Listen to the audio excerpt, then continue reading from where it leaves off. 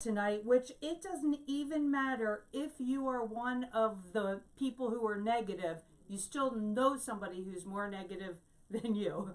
So welcome to Sabbath Collective, a community of people interested in celebrating the Sabbath and pursuing God through a Hebraic worldview of the Bible. And again, tonight we're going to be talking about handling negative people. Mikkel, great to see you, honey. Shabbat Shalom. Diana, good to see you. Mahatma Gandhi has a really well-known phrase that he said concerning handling negative people. And that's, of course, in his brilliance, I will not let anyone walk through my mind with their dirty feet. Say this again with me. I will not let anyone walk through my mind with their dirty feet. And what a simple and yet profound concept, right? We read in Numbers 13, Moses sends scouts to survey the promised land of Canaan. Hey, Neves, good to see you, honey. Nice to have Tanya join us. And again, Canaan is the promised land, and they were supposed to inhabit it. The Lord promised it to them. So Moses sends these scouts out, and he gives them a specific list of things to investigate. And we read in verse 17 through 20, he tasks them with, go and see what the land is like. Notice the people living there, whether they are strong or weak, few or many, and what kind of country they live in, whether it is good or bad, and what kind of cities they live in, open or fortified. See whether the land is fertile or unproductive, and whether there is wood in it or not. Finally, be bold enough to bring back some of the fruit of the land. So this is what the text says. This is what Moshe actually asked them to do. Moshe is not asking for their opinion on these things. He's asking them to scout and then report back with the facts. So again, as you know the story, 12 scouts go out and return after 40 days. And they report on what they saw in the land. All but 2 of the scouts, that's Joshua and Caleb, became the cause of a great sin with awful consequences in the people of Israel. So what's the issue with the 10 spies? Well, we read in Numbers 13, 31 and 32, the 10 men came back and said this, we can't attack those people because they are stronger than we are. And they spread this negative report about the land that they had reconnoitered. Reconnoitered is the word scouted. And they reconnoitered, the text says, for the people of Israel by saying, the land we passed through in order to spy it out is a land that devours its inhabitants. All the people we saw there were giant. So again, Moshe asked them to bring back the facts, and they brought back the facts plus their opinion. I wonder if you've ever known someone, and give me a thumbs up if you have, who is so negative, but they always preface it by, well, I'm just being honest, or I'm just stating the facts here. Hey, Maureen, good to have you join us. Shabbat Shalom. How many people know people like that? Really negative, but every time they speak, they preface it with, well, I'm just giving the facts. I know you probably don't want to hear this, but I'm just being honest. To be honest, to look at facts, does not have to mean negativity. And to be positive doesn't mean that you are in denial of the facts.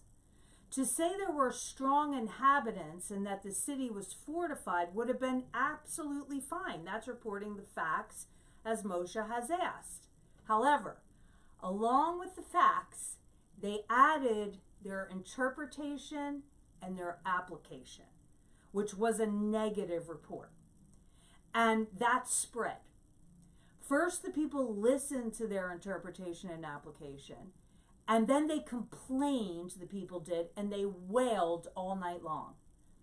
And in Numbers 14:11, it said, Adonai said to Moshe, how much longer is this people going to treat me with contempt? Look, Yahweh considered their negativity contempt. God himself calls what they're doing contempt. So their sin and its consequence was over another 38 years. They would wander around in the wilderness, the people who complained and were negative, until this particular group of negative people would die off before the Israelites could come in and enter into the promised land. But, and here's the scary part, the 10 spies that gave the negative report and influenced all those people, they would have immediate consequence. And that would be that they would actually die in a plague. Mikhail's saying that's her New York mantra. That's true. New Yorkers are infamous for this. I'm just telling you the truth here. That's absolutely true. So the 10 spies that gave the negative report would actually die in a plague. And the rest would wander around in the wilderness for 38 years and would not be able to enter into the promised land. So this is some pretty extreme consequences about this negativity.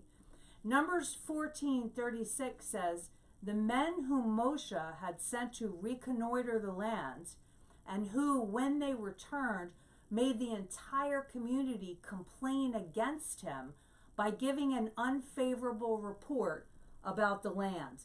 Now, this is a really interesting verse because it has here made the entire community complain against him. The 10 spies, by giving a negative report, made the entire community complain against Adonai.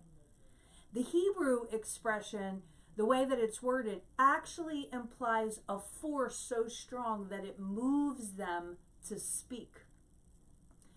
The negative energy of the spies' report was so powerful that it pushed, it moved, it made the Israelites be and speak negative. So when you say, well, I'm just around a lot of negative people, but it doesn't affect me, I don't know. So how could it that the 10 spies do that? Well, it's going to sound very familiar. The 10 scouts start their report with factual statements about the land overflowing with milk and honey. They then move from facts to their own interpretation of those facts, which was a negative summary of the fortified cities and the powerful people which will squash them like bugs. And then next, they move into an application of their interpretation, which was these giants are so strong and so powerful, they are impossible to defeat, will lose, will die. Now, basically, we see these 4 parts in their report, as well as pretty much, I think, everybody that you've ever known that is negative. This is their MO. The first thing is, usually, the negative person can begin by observing a situation accurately. So, negative people actually, hey, Joshua Hamilton, great to see you. Shabbat Shalom. Randall, good to see you.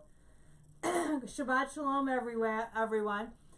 So again, this is the 4 common ways that people bring back negative reports. The negative person can begin by observing a situation accurately. In other words, they're stating the facts, okay? Number 2, negative people often generalize about the challenging aspects, meaning they make broad, sweeping statements. Number 3, they interpret this as unchangeable, as permanent. Nothing you can do about it. And the last one is the application is there will be failure. And no matter what your negative friends or family talks about, they're pretty much always going to do this formula. And this is the same sin that we see in the sin of the scouts that Moshe sent out, right? They did the same exact thing. Their negativity held such power to those who were receptive to it, and those who were receptive to it had power in that energy themselves. Because as we've been saying in the Vision series, where attention goes, energy flows. So, and that's an old ancient Asian saying. And again, what we put our attention on, that's where our energy goes, even when it's negative. So that the whole thing brought about a significant delay in the people being able to go into the promised land. So negativity really has power, and we need to accept that. In 2 Timothy 2, verses 16 through 17, we read, "But keep away from godless babbling, for those who engage in it will only become more ungodly, and their teaching will eat away at people like gangrene." So this is a warning to be very careful about what you're listening to. Godless babbling is speaking of a kind of toxicity, whether it's teaching or whether it's just, diarrhea of the mouth, as we say, right? It infiltrates and it pollutes. And whether this is gossip or slander or fear or just general negativity towards life or this world or others, this talk is toxic and it has an effect. Now, I want to see your thumbs up if you kind of were believing that you could be strong enough to be around negative people and not have it affect you. I want you to honestly say, yeah, I kind of thought that. Give me your thumbs up if you believed that before. Because hopefully by the end of tonight, you'll realize that's not strong, or that's not true, and the strongest of it will be affected by negativity. We can't help but be. So there was a very successful, intelligent man, and this is what this looks like. And you could probably give me 1,000 stories too of people that you were around that were negative. Phoebe, good to see you from California. Shabbat shalom. But I knew of a very successful, intelligent man, successful by our cultural standards. He rose to fame. He started on the ground level. He rose to the top. He was making all this money. He was associating with all these highly, wildly successful people, and he was constantly bettering himself and really, in it to win it, so to speak. And his wife, who he married when he was in college, I can't remember how old he was, but it was when he was in college. He was talking to me one time about how he grew and she didn't grow. And he was probably in his early 40s. How he grew and she didn't grow. And how she was holding him back because she didn't further her education. Mind you, she was at home raising 2 or 3 kids. They had more than one, that I remember. She was at home raising kids, and he was talking to me. I didn't know them real well. I met them at a social gathering. He was talking to me as a minister about what I would tell people if they had this problem, that they, quote, grew apart because he was advancing and she was stagnant, and her energy just held him down and kept him down, and he didn't know how he would ever go to the next level when he was embarrassed about bringing her to parties or events. Mind you, the man just met me. Just met me. And if he was talking to me about his wife like that, you can pretty well bet that he was saying that to his wife. How does life and growth come over something that you yourself are poisoning with your own toxic words? That's why the term in Timothy that we just read, gangrene, is used. That this running at the mouth is gangrene. This awful, ugly, smelling death. Now, truth bomb, and I know that this is probably going to surprise you. And maybe even you're going to say, no, that's not true. We acquire, and that the Hebrew concept of acquire is that we take possession of, okay? So it's not just something that sort of sits in the corner of the room. It's that we actually take possession of it. We acquire the behaviors that we accept. Look at that again. This is pretty intense. We acquire, meaning we take possession of the behaviors that we accept. Now, if that's a true truth, that's pretty serious. And this is why this seriousness was given to the 10 spies and the people that they affected. We acquire the behaviors we accept. We download them, we internalize them, and they become part of us. And as we just read in Timothy, they poison us. And again, accept being the key word. You can hear negativity. You could be exposed to negativity. You could be surrounded by negativity, but accepting it is a different thing. Accepting it means that you're not challenging it, you're not resisting it, you're not getting away from it. In some way, you condone it. So how do we handle having negative people giving us reports that we don't want to hear, we don't want to assimilate, and we don't want to put energy around? If the negativity is a matter of habitual attitude, meaning, I just have to qualify this, the person doesn't have a mental illness, okay, because that's a whole other conversation. But if it's a habitual attitude, let's talk through just a few types of negative people. And by the way, hey, Andrew, great to see you. Shabbat Shalom. And by the way, if you experience that, give me a thumbs up. If you have a comment about it, let me see it. If you have an experience with it or what you've done that's been successful, please comment on it, because we really all learn from each other, right? So let's, again, look at a few types of complainers. First of all, negative people. First of all, we see the chronic complainers. And this is really being bent towards being miserable. You know these kind of people, right? They just have this kind of predisposition towards being Debbie Downer. I mean, oftentimes this kind of thing comes from home of origin. Sometimes people grow up with hearing, don't get too happy because the other foot's going to drop. The other shoe's going to drop. Don't be too happy because good things don't happen to us. This is real life. It's all of that kind of stuff. Well, you know your past, so don't get too happy. This is what we hear, right? In our home of origin. And so we take that with us. And then we have this bend towards being miserable, of course.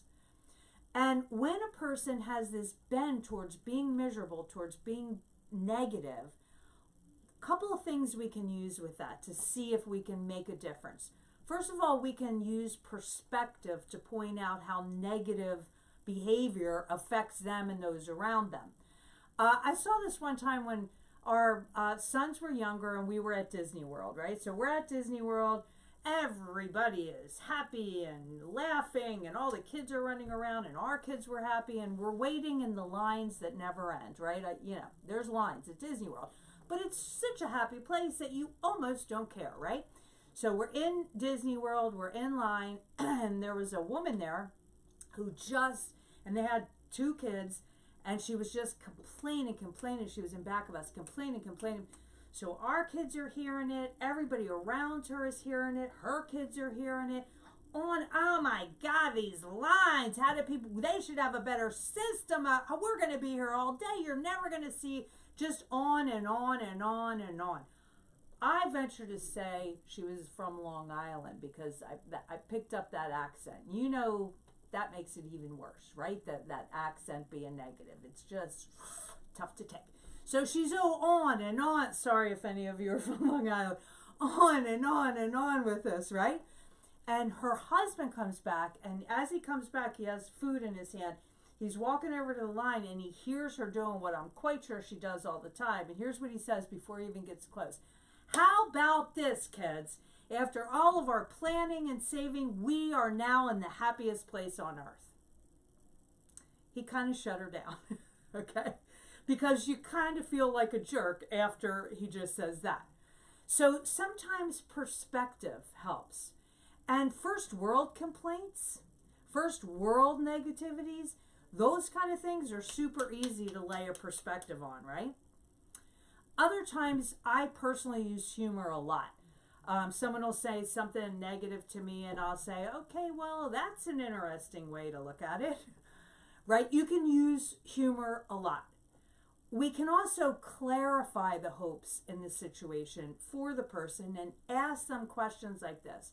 What are you hoping for in this situation? So they're talking and they're talking and they're negative and they're negative and they're all the reasons why it won't work. And you stop them and say, okay, I hear all the challenges, but what would you hope for would happen in this situation? And inevitably, they can't speak because their brain is going into the negative cycle, right? And to stop that, they got to jump on a new track, right? So they usually stop, and you see them stop, and sometimes they shake their head to try to think of a different thing. And then if they get into it, they say, well, what I actually like to see is this. And then you can go on. Well, let's say there was no obstacles. What would you like to see done? And then they go on with solutions. But then again, just to prep you, as you know, truly negative people have a problem for every solution, right? So don't waste a lot of time with solutions if they're not hearing any of it. So although they say it's a problem, they may be addicted to the problem. And we can use perspective, we can use humor, we can use clarification in the hopes. We can try all those things. The second kind of chronic complainer is those that are fearful of failing. Being negative means never being disappointed. And a lot of times people are really negative because they hate failing, they hate being disappointed. And if you feel it's that, if you feel like it's not that they're really a negative person, they're not negative to other people, they're only negative in their own journey, you can encourage them by seeing them as they really are and saying it. What I sometimes say to people when they're really negative on themselves is I just touch their hand and say, okay, stop it, stop it, stop it, stop it. You're talking about the person I love, and I cannot listen to this. It hurts my heart. And they don't know what to do. And it makes them realize, oh, wow, these words are actually painful and they're hurting somebody that loves me. So hopefully they'll realize they must be hurting me. One time, to squash that fear of failure, somebody kept talking about, well, everybody fails, new businesses do this, blah, blah, blah, blah. As a joke, I whipped out my phone and I Googled successful people who failed or were rejected, and all the Michael Jordan stories, all the author stories, all the actor stories come up. And as a joke, I start reading them to them. And again, it's funny, it's a little annoying, but what it reminds people is that we don't have to fear failure. It's really part of the process. And the third part of these kinds of chronic complainers is, and this is a little bit different, a negativity from injustice that they're experiencing. So in many ways, this is factual. It's the way they see the world.